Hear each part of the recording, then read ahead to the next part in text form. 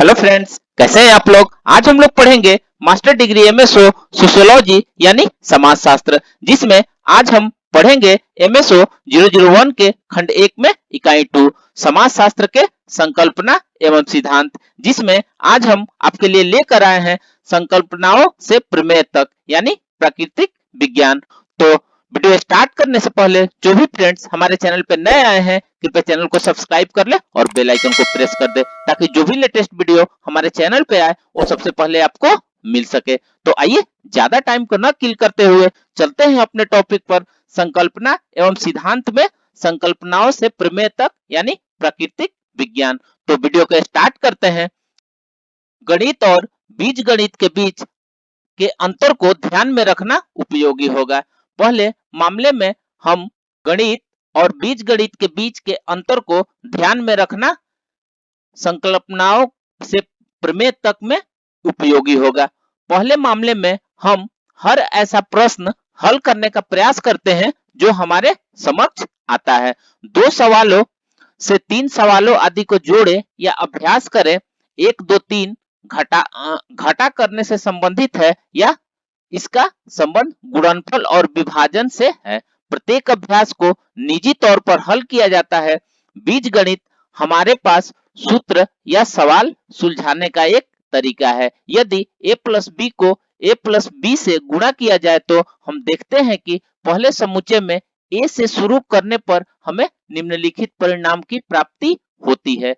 a into a plus a यानी a into a plus a into B equals to a square plus A B. इसके बाद हम पहले समुच्चय के b से शुरू करते हैं और प्रत्येक अक्षर से गुणा करते हैं। तब हम b into a plus B या B A plus B square की प्राप्ति करते हैं।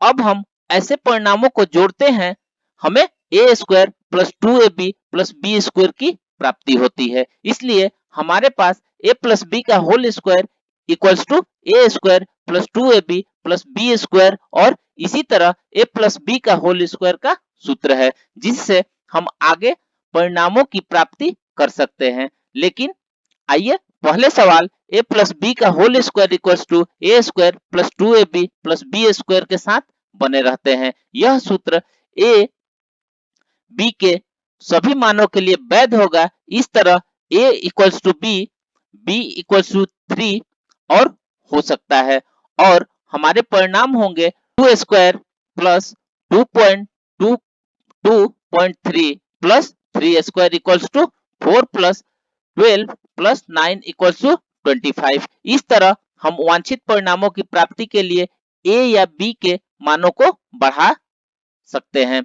हमें यहाँ प्रत्येक अभ्यास को परिकलित करने की जरूरत नहीं है, लेकिन a या b के विविध मान चाहे 4 और 5 हो या 7 9 हो, ऐसे ही अन्य मान इसके हल की प्राप्ति के लिए इस सूत्र का प्रयोग कर सकते हैं।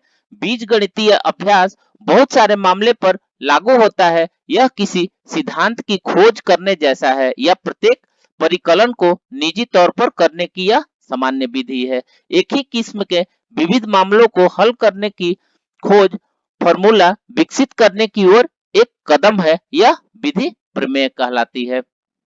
नेक्स्ट में हम देखेंगे, अब हम प्रमेय के समुच्चय की ओर बढ़ते हैं। स्कूल में ज्योमेट्री सीखने वाले दिनों को याद कीजिए, जैसे कि हम बिंदु, रेखा, कोण, त्रिकोण के बारे में जानकारी हासिल करते हैं। त्रिकोण के 3 कोण होते हैं, इनका योग 180 डिग्री होता है। यदि एक कोण 90 डिग्री का हो तो बाकी के सभी 90 या इसके समानुपात जैसे 60 डिग्री और 30 या 45 के होंगे। 45 और 45 के मामले में 2 भुजाओं की लंबाई बराबर होगी। यदि 3 कोणों में से प्रत्येक 60 का होगा तो त्रिकोण की प्रत्येक भुजा की लंबाई भी बराबर होगी। यहाँ कोण की डिग्री और भुजा के आकार या लंबाई के बीच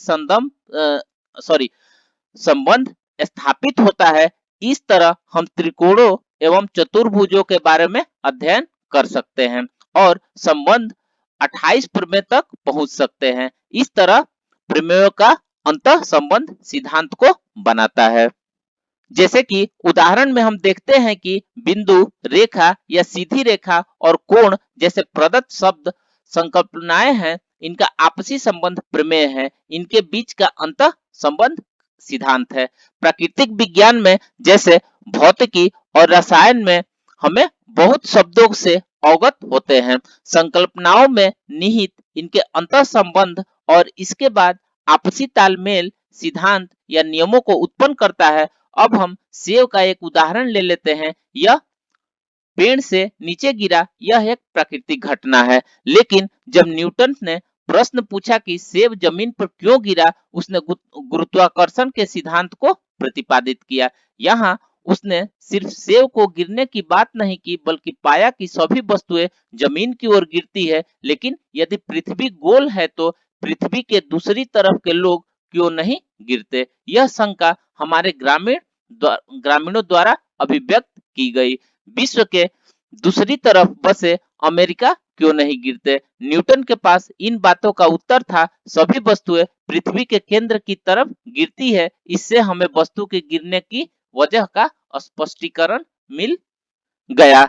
इस तरह गुरुत्वाकर्षण का सिद्धांत अस्तित्व में आया। इसका स्पष्टीकरण न्यूटन के साथ आया कि इस तरह पृथ्वी के सृजन के समय से सेब या अन्य वस्तुएं इस तरह नीचे गिरती आ रही थी। यहाँ हम सिद्धांत गठन की प्रक्रिया को इस प्रकार सार के रूप में दे सकते हैं।